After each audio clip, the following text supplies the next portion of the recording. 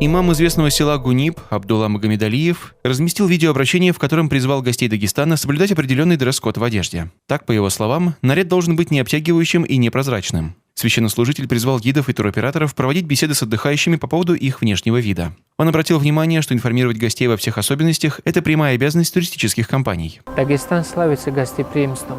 Поскольку начался летний сезон, большое количество туристов приезжает в нашу республику, чему мы очень рады. Но мы были бы еще больше рады, если соблюдались морально-этические нормы, которые присущи нашему народу. Мы столкнулись с проблемой неприличного внешнего вида. Это касается не только женщин, но и мужчин. Всевышний Аллах в священном Коране говорит: «Бисмиллахир рахманир рахим, я бани Адама кад анзальна алейкум либасан ювари сауатикум аришан ва либасу таква залика хайрун». Смысл: «О люди, мы создали для вас одежду, закрывающую недозволенные для показа места вашего тела, которая украшает вас внешне, а также одежду богобоязненности, то есть хороший, добрый нрав и красивое поведение, которое намного лучше». Одежда должна быть широкой, не подчеркивающей контуры тела. Особенно женщинам не следует надевать вещи, подчеркивающие формы тела.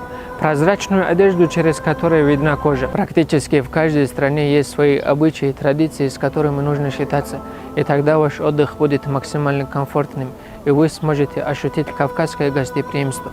Также напоминаем туроператорам, что информирование – это качественный сервис.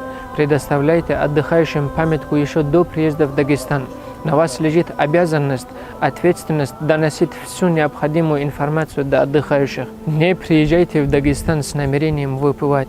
Не курите в общественных местах. Особенно женщины, не оголяйтесь, ведите себя скромно. Соблюдайте, уважайте обычаи, традиции дагестанского народа и наслаждайтесь, смотря на творение Создателя. Подписчики Богослова в основном поддержали его. Однако под видео появились и комментарии тех, кто считает, что жителям Дагестана нужно начать с себя. Под описание Корана и хадисов попадают не только приезжие женщины и мужчины, но и немало дагестанцев и дагестанок. Пусть Всевышний поможет всем нам соблюдать свою религию, как это предписано шариатом. Туристы тоже разделились во мнениях. Кто-то говорит, что из-за подобных нюансов не готов ехать в Дагестан, так как на отдыхе хочет чувствовать себя свободно.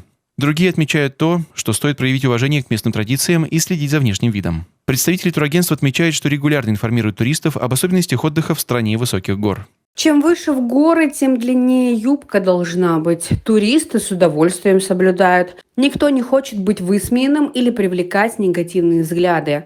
Возможно, самостоятельные, молодые, прогрессивные туристы не заботятся о внешнем виде. Но в составе групп организаторы всегда просят относиться с уважением к местным обычаям.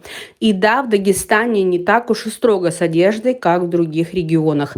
Камнями не закидают. Чаще всего конфликтные ситуации с туристами возникают летом, когда температура воздуха днем поднимается выше 30 градусов. К примеру, в июне один из местных жителей возмутился, что туристка разделась до купальника у Хучнинского водопада. А в прошлом году осуждение вызвали и приезжие мужчины, появившиеся в горах в шортах. В 2020 году муфтий республики призвал прекратить разврат на пляжах, а у некоторых туробъектов были размещены таблички, рекомендующие отдыхающим не выглядеть аморально. Эти рекомендации не были введены официально, поэтому путешественники и местные жители сами решали, придерживаться ли им этих правил или одеваться так, как они хотят.